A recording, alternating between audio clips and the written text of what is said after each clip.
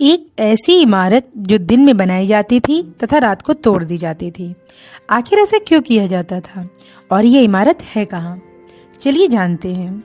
हम बात कर रहे हैं लखनऊ में स्थित बड़ा इमामबाड़ा की, जिसे वहाँ के चौथे नवाब आसिफुद्दौला ने सन 1784 को तब निर्मित करवाया जब लखनऊ में भीषण अकाल पड़ा।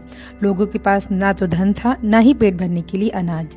उस समय नवाब आसिफुद्दौला ने लोगों को रोजगार उपलब्ध कराने के लिए बड़ा इमामबाड़ा का निर्माण प्रारंभ कराया, जिसके लिए उन्होंने ईरानी वास्तुकार किफायतुल्लाह को नियुक्त करा। उन्होंने लोगों को मुफ्त अनाज धन न उपलब्ध करा के उनको उनके श्रम के बदले धन दिया, जिससे लोगों का स्वाभिमान भी बना रहा। बड़ा इमामबाड़ा के निर्माण में लगभग 11 साल का समय लगा, जिसमें 20,000 से अधिक कारीगर लगे तथा इसके निर्माण में लगभग 10 से 11 लाख का खर्च आया। इसी के साथ साथ इसके रख रखाव में भी हर वर्ष लाखों का खर्चा आता था। इसके निर्माण में लाखोरी ईंटें तथा लाइम प्लास्टर का प्रयोग किया गया है। मसाले के रूप में पिसी लाल ईंट, गुड़, बेल, उड़द दाल के मिश्रण का यूज हुआ है। चलिए जानते हैं इसकी प्रमुख संरचनाओं के बारे में। बड़ा इमामबाड़ा में मौजूद है 3 हॉल, चीनी हॉल, ईरानी हॉल तथा भारतीय हॉल। ईरानी हॉल, जिसे कि सेंट्रल हॉल भी कहा जाता है, अपने आप में अद्वितीय है। यह हॉल बिना किसी बीम यानी कि बिना किसी सपोर्ट के खड़ा है। यहाँ पर लोहे या लकड़ी का यूज एज ए सपोर्टर नहीं हुआ है। यह हॉल 50 मीटर लंबा, 15 मीटर ऊंचा व 16 मीटर चौड़ा है। इसकी गिनती एशिया के सबसे बड़े हॉल में होती है। दूसरा है चाइनीज हॉल, जो कि ईरानी हॉल के दाएं तरफ मौजूद है। इसकी छत कटोरे जैसी गोलाकार है। यह अपने सुव्यवस्थित वेंटिलेशन सिस्टम के लिए जाना जाता है। इंडियन हॉल ईरानी हॉल के बाएं तरफ मौजूद है। इसकी छत देखने में खरबूजे के आकार की है। भूल भुलैया का निर्माण मुख्य इमारत के ऊपर किया गया है। यह मुख्यतः बहुत सारे रास्तों, लगभग 1000 के आसपास रास्तों का जाल है, जिसमें आगे जाने के लिए 3 रास्ते हैं, 2 गलत व 1 सही। अगर आप पहली बार इसमें प्रवेश करेंगे या फिर बिना गाइड किए, तो आपके लिए बाहर निकलना बहुत ही कठिन है। यहाँ पर आपको इको इफेक्ट भी महसूस करने को मिलेगा।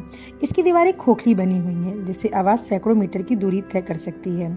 ऐसा सेना की आपसी कम्युनिकेशन के लिए किया जाता था। इसकी दीवार नीचे से पतली तथा ऊपर तक जाते जाते मोटी हो जाती है। ऐसा लोड डिस्ट्रीब्यूशन टेक्निक के अंतर्गत किया गया, ताकि इमारत का बैलेंस बना रहे। वास्तव में भूल भुलैया के निर्माण का उद्देश्य किसी खुफिया रास्ते या फिर मनोरंजन के उद्देश्य से नहीं किया गया था, बल्कि इमामबाड़ा की छत, जो कि बिना किसी सपोर्टर की खड़ी थी, उसकी मजबूती के लिए किया गया था। ऊपर बनाई गई भूल भुलैया की जटिल दीवारें और गलियारे इस विशाल हॉल की छत का भार समान रूप से दीवारों पर डिस्ट्रीब्यूट करते हैं। इन मोटी व जालीनुमा दीवारों के कारण ही इसके अंदर का तापमान ठंड में गर्म व गर्मी में ठंडा बना रहता है। इसी के साथ बाद में ये राज परिवार के लिए आपात स्थिति में छिपने के लिए भी प्रयोग किया जाने लगा। इस भूल भुलैया के अंदर कुछ सुरंगें भी हैं, जो फिलहाल अब तो बंद हैं, लेकिन पहले इनका प्रयोग लखनऊ से आगरा व फैजाबाद को जोड़ने के लिए किया जाता था। बावली गोमती नदी से जुड़ी हुई है। गोमती नदी का पानी इस तक एक अंडरग्राउंड कैनाल के माध्यम से आता था। इसके निर्माण का उद्देश्य इमामबाड़ा परिसर में जल उपलब्ध कराना, गर्मी के मौसम में ठंड बनाए रखना तथा सुरक्षा के लिहाज से किया गया था। ये बावली 5 मंजिला है, जिसके 2 स्तर पानी में डूबे रहते थे तथा 3 बाहर रहते थे। इस बावली में एक कुआं निर्मित है, जिससे संबंधित कहानी है कि नवाब के खजाने का रास्ता व चाबी यही मौजूद है। इसके खजांची मेवालाल रस्तोगी अंग्रेजों से शाही खजाने को बचाने के लिए इस कुएं में चाबी व शाही खजाने का मानचित्र लेके कूद गए थे। बावली के ऊपरी हिस्से पर अनेक झरोखे भी हैं, जिन्हें चोर दरवाजा कहा जाता है, जहां से आप बाहर के आदमी को साफ साफ देख सकते हैं, परंतु वह आपको नहीं। हालांकि ऐसे चोर दरवाजे भूल भुलैया में भी आपको देखने को मिल जाएंगे। बावली की सबसे प्रसिद्ध विशेषता है इसका पुराने जमाने का सीसीटीवी कैमरा। जी हाँ, इसका प्रयोग पहले एज ए सीसीटीवी होता था।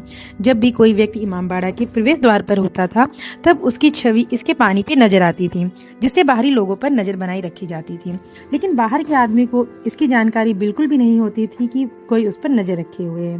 इसके अतिरिक्त इमामबाड़ा परिसर में स्थित आसफी मस्जिद व इमामबाड़ा से कुछ ही दूरी पर निर्मित भूमि दरवाजा भी इसकी महत्वपूर्ण संरचनाएं हैं। तो ये थी कहानी बड़े इमामबाड़ा की। अगर आपको ऐसी वीडियो अच्छी लगे तो प्लीज चैनल को लाइक करिएगा, सब्सक्राइब करिएगा। धन्यवाद।